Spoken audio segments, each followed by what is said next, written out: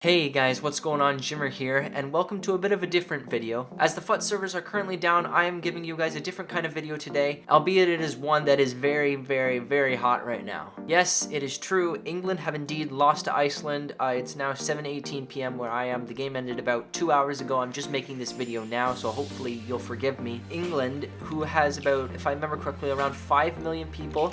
Iceland have about 300,000 in their country. Putting it this way, Iceland's population is the size of Leicester, and they have just gone and beaten the whole of England. To put it this way, Iceland has exactly one Premier League player on its roster. That would be Gylfi Sigurdsson. As for England, their entire roster is from the Premier League. England have to be blamed for this, if I'm completely honest. There were 3 players that stood out to me that were absolutely terrible all night. They were nowhere to be found. Kane, Rooney, Sterling. Harry Kane, number 1, cannot take set pieces. I really don't know why Roy Hodgson has him taking set pieces, as every time he stood over a free kick or on a corner, even throughout the tournament, not just within this game, he was absolutely terrible. And yet for some reason, in the knockout round, Roy Hodgson decides, you know what, I'm going to put Harry Kane on set pieces. Yes, that's smart. The guy who scored a free kick in the tournament, Eric Dyer, no, screw it. Harry Kane, man. As for the captain, Wayne Rooney, he was barely visible all night.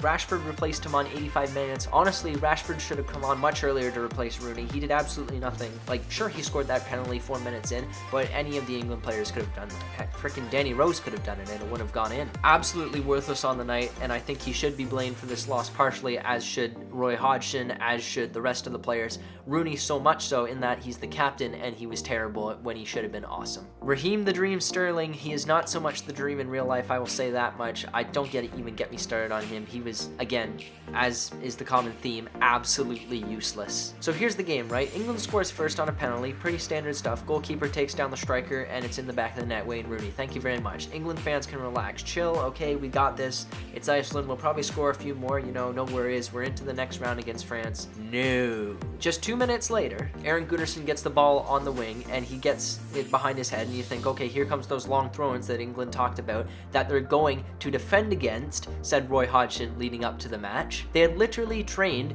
and practiced this exact play, and Iceland still burned him on it. They wanted to avoid this kind of thing and they let it happen. Absolutely unacceptable from England's part. That's Roy Hodgson's fault, and that's the players' fault for not recognizing that that was going to happen. It did, and they paid for it. The game's tied 1-1. And the second goal, oh boy, Joe Hart with an absolute howler. Honestly, he should have had that one. There's no really excuse for it. He got a tip to it just like he did on Bale's free kick in the Wales game, but honestly, it just wasn't enough, and they paid for it. They lost the game essentially because of Joe Hart's howler. Now, of course, before you go blaming Joe Hart, there are a couple of other factors that you have to factor in. For example, you've got to think about Cahill and Smalling not taking care of Sigthorsson in the box. They really should have, by the way. They were just standing there watching them all pass around, and suddenly Sigthorsson's between them, and he's fired it into the back of the net. Like, what do you expect? You weren't marking them. So not entirely Joe Hart's fault, but mostly Joe Hart's fault, because he really should have had that one. As for Roy Hodgson, he did the smart thing and resigned effective immediately after the game in the post-game press conference. It was coming anyways. The FA was going to fire him. I don't think anybody had any question about that. Losing to Iceland, absolutely unacceptable, and Roy Hodgson paid for it dearly. Granted, he wasn't fired technically, so I mean, there's that to think about. He resigned, but everybody knew he was going to get fired anyways, so I think he just kind of took the high road and was like, all right, see you later. I'm gone before you can fire me. Some other things to consider. Marcus Rashford, who came on 85 minutes in place of one Wayne Rooney. So he was on the pitch for 8 minutes total. That's including additional time, and he completed 3 dribbles. And that, ladies and gentlemen, is more than the entire England team managed over the 90 minutes and additional time. Meaning there was no player that had more than 3 dribbles in that entire 90 minutes, and Marcus Rashford did it in 8 minutes. That just goes to show you the lack of creativity in this England squad. Like, it's just ridiculous, honestly. 3 dribbles Marcus Rashford managed in 8 minutes down that left wing side, and he has more than the entire England team could muster in that 90 minutes. That's when you know it's sad. They knew that Iceland were going to park the bus, so why are they playing players like Wilshere? Bring on Rashford, bring on Vardy at halftime. That's all you need to do. Don't take off Dyer, who scored your free kick goal.